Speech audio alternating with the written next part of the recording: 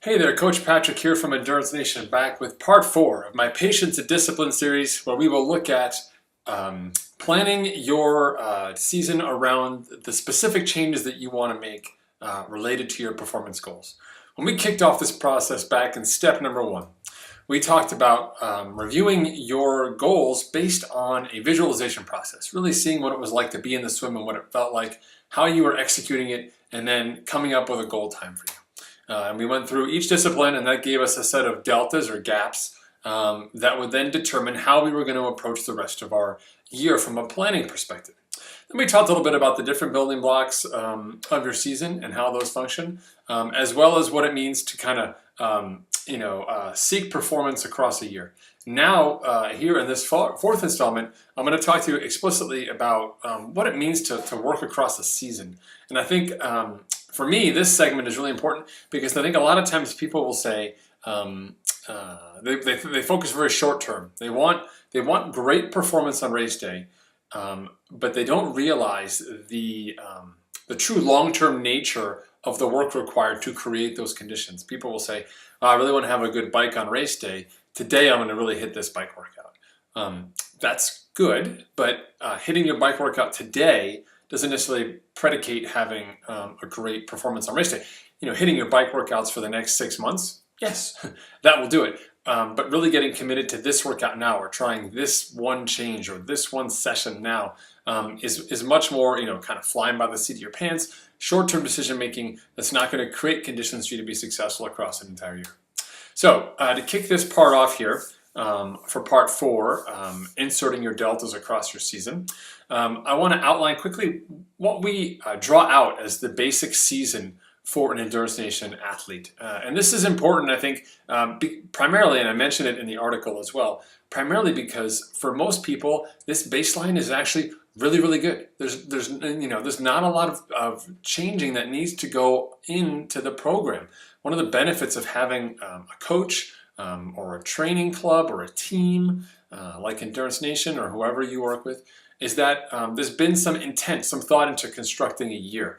And it's taken you beyond the process of today or tomorrow or this week or this 4-week cycling plan that I downloaded that has no bearing on your season, your goals, your reality, or anything like that. Okay, so let's talk about what the basic season is. It essentially has 5 components, and I've got my notes here open in the window to keep me honest and real. We start with the out season. We move into swim camp. We have an early race. We have a volume, a focus opportunity, and then we have race prep. Okay, so we have 5 distinct different elements. Okay, so the first part in the out-season training period, that inside Endurance Nation is by and large the most critical part of our year, and that is when we really focus on building speed and strength on the bike and the run. Not so worried about the swim, although if you are a poor swimmer, you may work on your stroke at that time.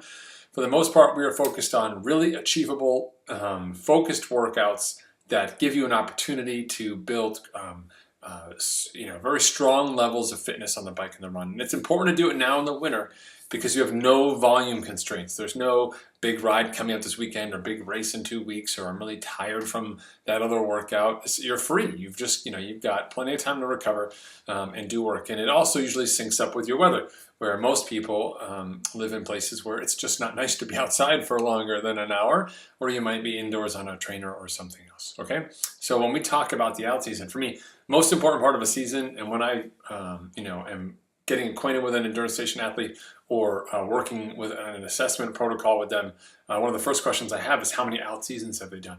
Because that really gives me a sense of the depth at which they've participated inside Endurance Nation. So you've got that great winter training protocol. That's followed by swim camp, which is something new for 2015, but is essentially a recovery mechanism for the out season, as well as a jump start to what we're going to be doing for you the rest of the year from a swimming perspective. As small a part of your race experience as swimming may be, it is so skill focused that it requires great repetition. And it does help set the tone. So good swimming and good swimming fitness certainly helps set the tone of your race. It moves you from sort of an anxiety, not in control situation to, smooth, calm, moving through the process to get to the bike. And we want to put you in that latter place, that good place. Part 3 is an early season race. And for us, for example, if you were on a TSR, a triathlon season roadmap, where you're going, say, to a full distance race at the end of the year. Somewhere along the way you'd have a half or some similar type of event. In that case, then what we're looking at here is an opportunity for you to kind of put this early season fitness to the test. Have some fun, really kind of stretch the legs, do some work. It's not such an important race that you're, tapering for a long time and peaking for it and all that. It's more an opportunity for you to kind of validate the hard work that you've done the early part of the season. And it's also an opportunity to kind of see how your race execution experience has improved, because every opportunity we get to race is an opportunity to learn and improve. And this is an early season opportunity to do that very low cost way. Much better to do it now than when your real race comes. The fourth component is volume or focus. And this fourth component here flexes a lot inside Endurance Nation. Depends where you're at. For some people, they're looking to work on a specific discipline. For some people, adding volume on the bike or the run or the swim is an appropriate mechanism for adaptation at this time. Whatever it may be, this is the period of time where we do it. Generally floats in between that space between the early season race and the start of your final sort of A race preparation. And there's a lot of flexibility in there. So that's the fourth part. And then the fifth part is that final race preparation phase. And again, this is where all your workouts are pointed at the race. Your mental focus pointed at the race. Equipment, everything pointed at that race.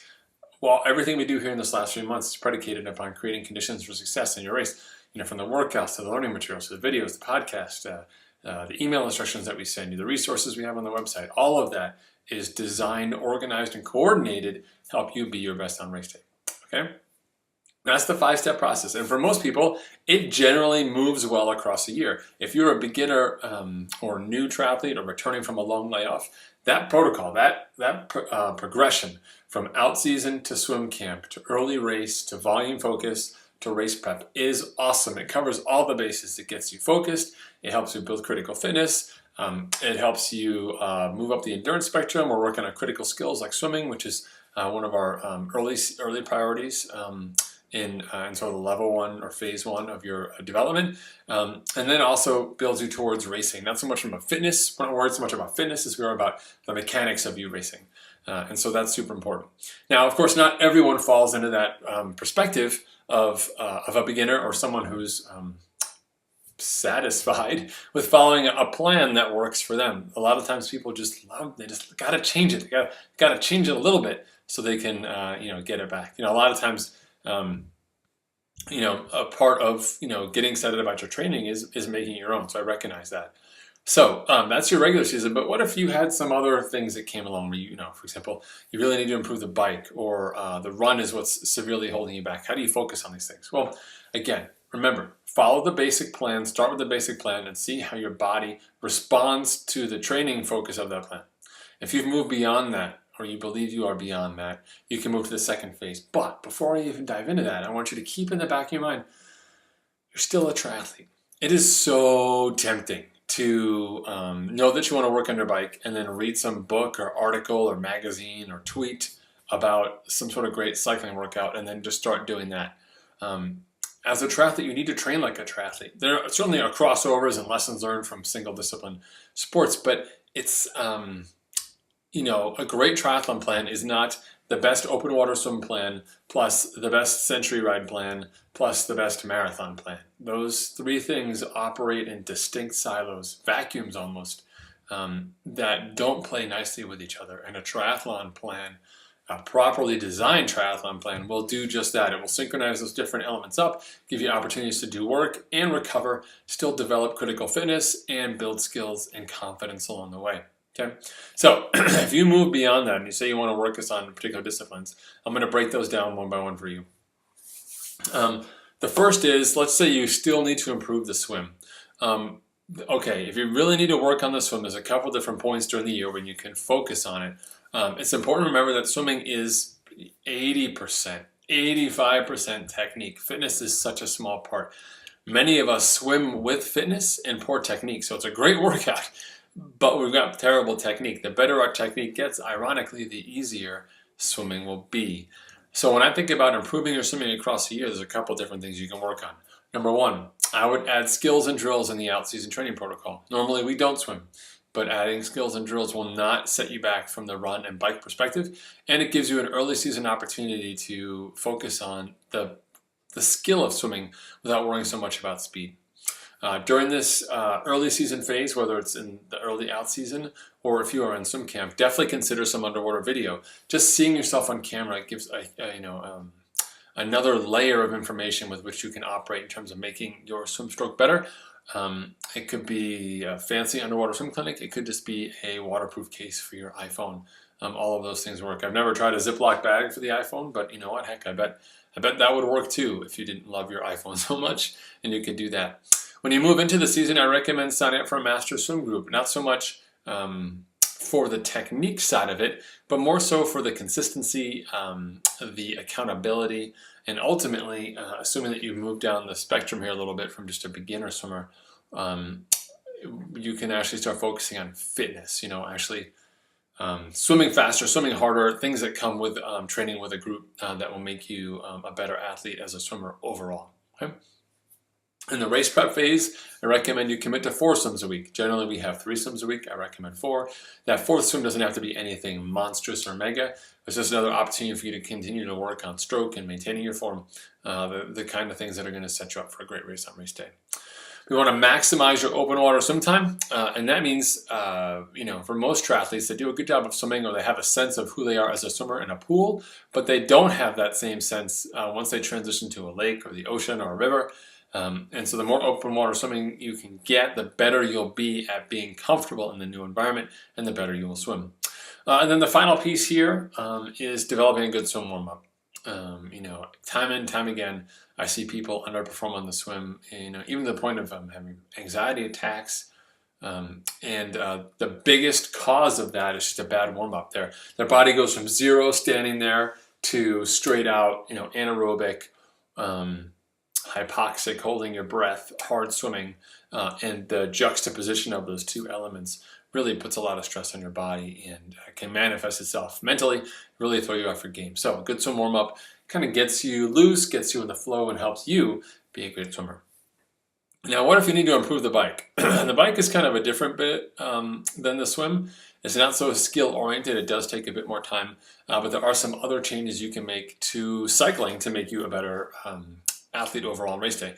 Number 1, I would strongly urge you to consider investing in power. Having a power meter on race day is almost like cheating.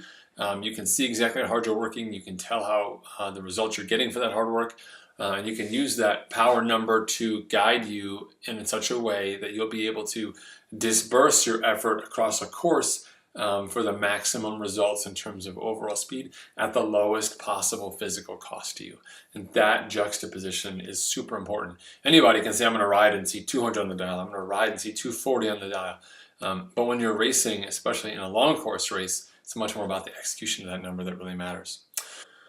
When the winter comes, we recommend you focus on your functional threshold power on the bike, specifically working on increasing your 1 hour power or interval power. A rising tide lifts all boats and will help you later on in the season when you do move outside. Also plan an early season bike camp. Again, early is primarily the term, March, April is a good time frame generally. Again, you don't have a lot of races on the schedule, but it's an opportunity to go out and put in a bunch of bike volume, build some fitness. It's also worthwhile to dial in your race setup. Do you have the right wheels? Do you have the right aero bars? Do you have the right, hydration system, aero helmet? What are all the pieces of the puzzle here? And is there anything you can do from a technology or investment standpoint to gain free speed?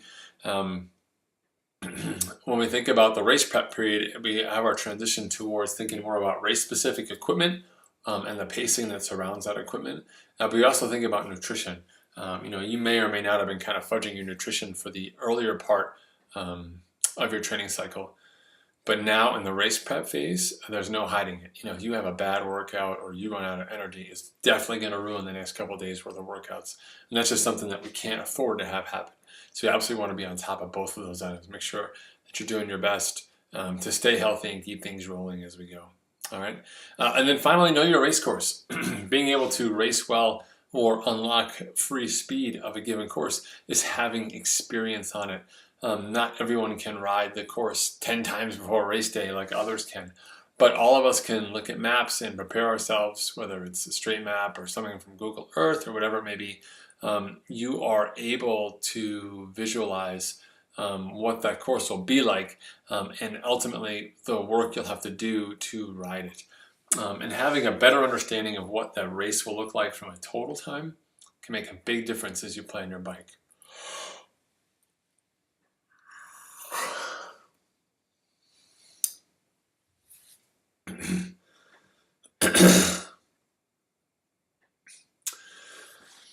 So, what about the run? What if you only need to improve the run? Well, huge word of caution here for you. Improving the run. Runs are just the most costly workouts that we do, unless you happen to bike in the middle of 4-lane highway traffic at rush hour. Runs are where things start to unravel. So we have to be super important on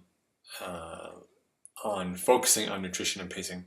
And I can't say enough that most people get better on their run performance on race day just by doing a better job of pacing the bike and fueling the bike, hands down. Nothing to do with running. Some of the best run performances people have had on the team have had nothing to do or are not correlated in any way with how they've performed in their tests or what their representative threshold power is. In fact, the fact that they had to respect the run makes them ride the right bike that then sets up the great run. And in many ways, sometimes having a setback or an injury is an opportunity for you to look at this from a different perspective and find a different way of racing for performance. Another way to take care of this is to make sure that every run has some flavor of quality. It could be strides, it could be a fast 5 or 10 minutes at the end, whatever it is, nothing too hard, but we want really good quality fast running every time you get to do it. If you do that, if you're running 4 times a week and you do that once every time, that's 4 times a week, you're doing that great technique stuff, and that's awesome. Focus on running form. This kind of happens all year, but generally more so when you start moving outside into more of a natural space from your running and not on the treadmill. Treadmills are sort of notoriously hard for finding elements of your run form that are lacking, just given the nature of treadmills and how they operate. We want you to focus on your form. So, you can take a look at your cadence, your hips, your head position, your hands, your elbows, your knees, you name it, it's all there. For me, I like to think of, improving my running form as a positive thing.